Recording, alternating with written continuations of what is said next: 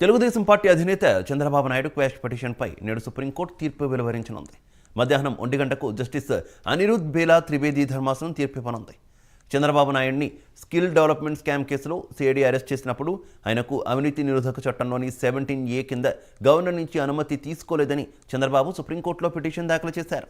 Governor అనుమతి లేకుండానే తనపై నమోదు చేసిన కేసును కొట్టివేయాలంటూ ఆయన వేసిన పిటిషన్పై ఇరు వర్గాల వాదనలో విన్న సుప్రీంకోర్టు తీర్పును రిజర్వ్ చేసింది. ఈ తీర్పు నేడు వెలువడనుంది. ఈ కేసులో చంద్రబాబు నాయుడు రాజమండ్రి జైల్లో 53 రోజుల పాటు రిమాండ్ ఖైదీగా ఉన్నారు. ఆయన తాను క్లీన్ చిట్తో బయటపడాలని కోరుకుంటూ ఈ పిటిషన్ను సుప్రీంకోర్టులో వేశారు. దీనిపై తీర్పు వెలువడినంత వరకు ఎలాంటి వ్యాఖ్యలు చేయవద్దని చంద్రబాబును సుప్రీంకోర్టు గతంలో ఆదేశించింది.